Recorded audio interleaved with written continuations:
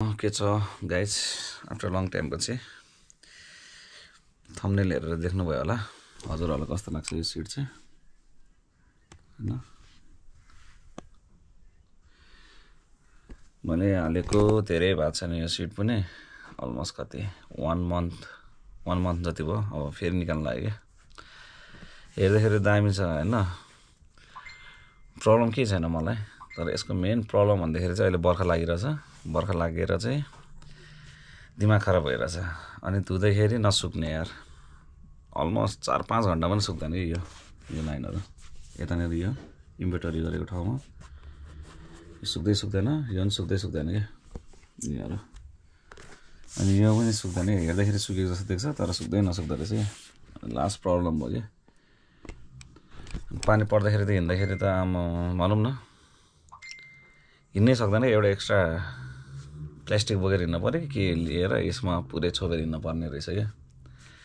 त्यही कारणले यो चाहिँ म निकाल्न खोजेको वाक्क भयो कसैले चाहिन्छ भने म यो सेल पनि गरिदिन्छु यसो कमेन्ट गरिदिनु होला हैन चाहेमा WhatsApp गरिदिनु होला म सेल गरिदिन्छु यो चाहिँ म यो कभर चाहिँ निकाल्न लागिरहेको छु है मैले यो सिट कभर चाहिँ धेरै खोजेको थिएँ के इन्डियाबाट पनि मगाउनु खोजेको थिएँ इन्डियाबाट लिएर आउँदाखेरि घामबाट भयो के त्यही कारण नेपालमा पायो भनेर लिदिएको यार दिमाग खराब भइदियो नि अब यो जुन चाहिँ यो पार्ट हुन्छ नि यो गाडीको रहेछ कि सिटको कभर के अब यो त धुन मिलेन नि त त्यो पनि सुक्दै नसुक्दो रहेछ कि लास्ट गाह्रो हुने कि पानी पर्दाखेरि बाइकको भन्दा नि सिटको टेन्सन हुँदो रहेछ क्या पुरै नआएको जस्तो हुन्छ कि पानी आएको गर्दो रहेछ कि त्यही कारण मैले यो निकाल्न लागेको हैन फेरि लास्ट रखर लाग्यो नि त मलाई यो 2 महिना जति खोजे मैले नपाएर लास्ट टाइम पाएको थियो त्यही पनि अब चाहिँ निकाल्दिन लाग्यो अहिले नहाल्ने हो जब जाडो महिना लाग्छ नि त्यतिखेर चाहिँ हाल्नु पर्यो कि यो बर्खामा हालेर काम छैन रहेछ अझै पानी निस्किरहेछ कि हिजोको पानीले गर्दा धुँदाखेरि सिट निकालेर धुनु पर्ने कि एयर फिल्टर छोपेर यार टेन्सन लाग्छ नि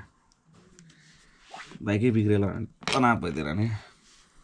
त्यही कारणले रिस्क लिने का नै जब एउटा सिट कभरले गर्दा बाइक बिग्रियो भने त गाह्रो भइहाल्यो नि यार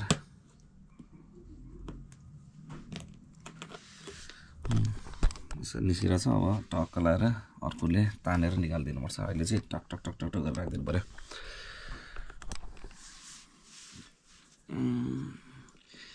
जे पनि स्टकको भनेको स्टकै हुँदो रहेछ कि पहिला नै R15 हुँदाखेरि लास्ट प्रब्लम दिएको थिएँ मैले आउट अफ स्टकको सामानहरू हालेर हुराइदिएँ मलाई त्यतिखेर नि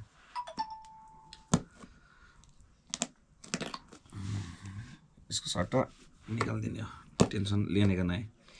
हिजो नि पानी परेको थियो यार मान्छे भिज्छ भन्दा नि मेन भनेर सिट चाहिँ भिज्छ भनेर तनाव भइदिएर नि अलमोस्ट आधी निकाल्यो यार हात पो दुख्दो रहेछ गाह्रो मैले तपाईँहरूलाई हाल्नु नहाल्नु भन्नु खोजेँ होइन यो सिट चाहिँ हाल्नु मन छ भने हाल्नु राम्रै छ प्रिमियमै छ कि हाल्नु मन छ भने चाहिँ हाल्नु तर हल्का जोगाउनु सक्छ भने जोगाएर चाहिँ हिँड्नु कि भन्नु खोजेको चाहिँ त्यो तर प्रिमियम त प्रिमियम हो यार 2 महिना लगाएर खोजेर पाएको पो हो नि यार नहाल्ने म हाल्छु अब जाडो महिना मात्रै हाल्ने कि अहिले चाहिँ नहाल्नु मलाई अब बर्खा लाग्न थालिरहेछ हैन पानी परेछ कुन बेला पर्छ थाहै नहुने अस्ति घुम्न जाँदाखेरि नि यार पानी पर्यो बाइकमै हेर्न कुदिरहेको थिएँ म सिट भिज्छ भनेर के गाह्रो अझै हेर्नु न चिसै छ क्या हिजोको यस्तो हुन्छ सुक्दै नसुक्दो रहेछ यो सुक्नै गाह्रो क्या एकलट वास गरिसकेपछि 1 घण्टा 1.5 घण्टा चाहिँ ढुक्कले बस्नु पर्यो क्या सुकोस् भनेर त्यो इमर्जेन्सी छ भनेखेरि चाहिँ यो नहाल्दा हुन्छ धुने बित्तिकै हिँड्छ नि कोही त्यस्तो मान्छेहरूले चाहिँ नहाल्दा हुन्छ यो सिट किन वेट गर्नु पर्यो सुक्नु पर्यो नि त एउटा प्लास्टिक बोकेर हिँड्नु पर्यो स्ट्यान्ड बाई ठिक्क हुन्छ